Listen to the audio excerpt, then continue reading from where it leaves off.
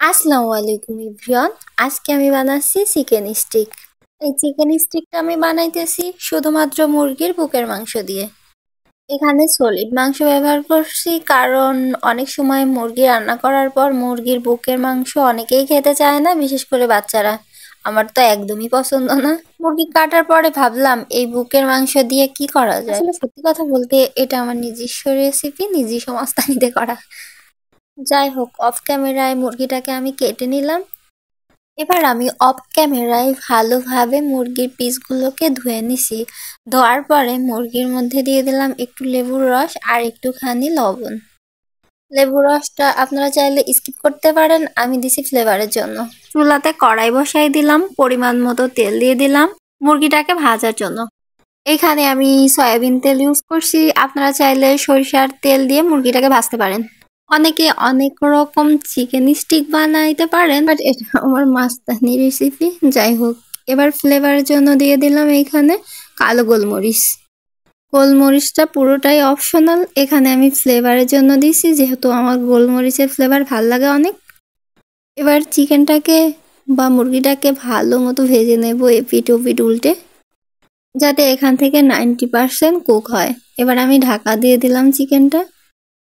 আপনি যখন আমার এই রেসিপিটা ট্রাই করবেন একেবারে মন ভরে যাবে, নেক্সট টাইম আবার বানাবেন ইনশাল্লাহ।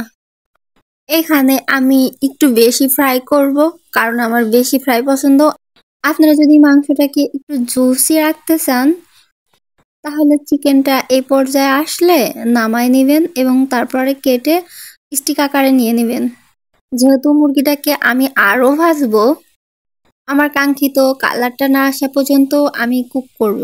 মুরগির কালার যখন ব্রাউন কালার চলে আসবে মাংসে, তখন চুলার আঁচটা অবশ্যই লো রাখবেন, কারণ চুলার আঁচটা হাই হিটে দিলে এক পাশ পুড়ে যাবে আর তেতো ভাব চলে আসবে, খেতে ভাল লাগবে না।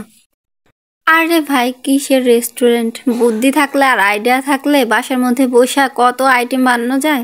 অনেকে আবার বলবেন এভাবে রান্না করলে রেস্টুরেন্টের মতো টেস্ট হবে না। ওরা কি উগান্ডা থেকে মশলা আনে ভাই? আপনিও বাসার মধ্যে ট্রাই করেন, ইনশাল্লাহ মজাদার হবে।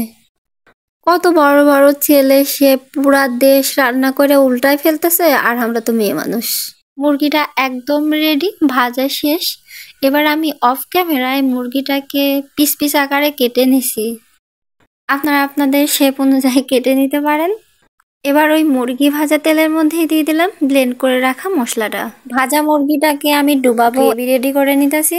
এক কথায় মশলাটা ঝোল আকারে রেডি করে নিব ডুবানোর জন্য মুরগিটাকে। এখানে আমি মুরগিটাকে ডুবানোর জন্য যে মশলাটা রেডি করে নিছি, আদা, কাঁচামরিচ, কয়েকটা শুকনো মরিচ, জিরা, এলাচ, দারচিনি, পেঁয়াজ আর রসুন, এক কথায় ঘরোয়া মশলা। এখানে আমি দিয়ে দিলাম 1 চামচ হলুদের গুঁড়া আর লবণ আর কয়েকটা কাঁচামরিচ। কাঁচামরিচটা অপশনাল, ফ্লেভারের জন্য আমি এখানে ইউজ করছি। এবার ভেজে রাখা মুরগিগুলো দিয়ে দিলাম গ্রেভির মধ্যে। এখানে আপনারা গ্রেভিটা বাড়ায় বা কমায় নিতে পারেন। এখানে আমি মাখো মাখো করব, এজন্য বেশি গ্রেভি রাখিনি। এখানে আমি আস্ত কাঁচামরিচ ইউজ করছি আর 2-4টা ভেঙে দিয়েছি, এটা স্ট্রং ফ্লেভারের জন্য। আপনারা একবার ট্রাই করে দেখুন কাঁচামরিচটা দিয়ে, ইনশাল্লাহ ভালো লাগবে। আর এই গ্রেভিতে সিক্রেট হইতেছে বিরিয়ানি চিকেন মশলা আর চিকেন রোস্ট মশলা, এই দুইটা আমি মিক্সড করে দিয়ে দিছি গ্রেভির মধ্যে। ভাইরে ভাই, আর কি বলবো, এই দুইটা দেওয়ার পরে যে কি স্ট্রং একটা ফ্লেভার আসতেছিল, আর কাঁচামরিচের আর গোলমরিচের। মুরগিটা যেহেতু ফ্রাই করা বা 90% প্রায় কুক, এজন্য আমি মশলাটাকে খুব ভালোভাবে তেলের সাথে ভেজে নিব। আপনি যত ভালো মশলা কষাবেন আপনার রান্নার টেস্ট তত মজাদার হবে। আমার রান্নাটা প্রায় শেষের দিকে, এজন্য আমি এর মধ্যে দিয়ে দিলাম ভাজা জিরার গুঁড়া। এখানে আপনারা এলাচ বা দারুচিনির গুঁড়া ইউজ করতে পারেন।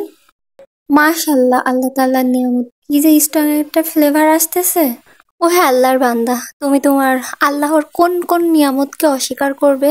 এভাবে বাসায় একবার ট্রাই করে দেখেন, ইনশাল্লাহ ভালো লাগবে আর রেস্টুরেন্টের মতো স্বাদ হবে। আপনি খুব সহজে বাসায় বানায় নিতে পারবেন ঘরে থাকা সামান্য উপকরণ দিয়ে। এক্সট্রা শুধুমাত্র এখানে রোস্টের মশলা আর বিরিয়ানি মশলাটা অ্যাড করছি। ও এখানে আমি নুডলসের চাট মশলাটা ইউজ করছিলাম। স্বাদটা আরো ভালো আসার জন্য আপনারা চাইলে স্কিপ করতে পারেন, আবার ট্রাই করতে পারেন। আলহামদুলিল্লাহ সুস্থ আছি, ভালো আছি, আল্লাহ তাআলার নিয়ামত প্রতিনিয়ত ভোগ করতেছি, আলহামদুলিল্লাহ। ভিডিও ভালো লাগলে আমার পেজটিকে ফলো আর সাবস্ক্রাইব করতে ভুলবেন না। দোয়া রাখবেন, পাশে থাকবেন। সবাই খুব ভালো থাকবেন। আসসালামু আলাইকুম ওয়া রাহমাতুল্লাহি ওয়া বারাকাতুহু।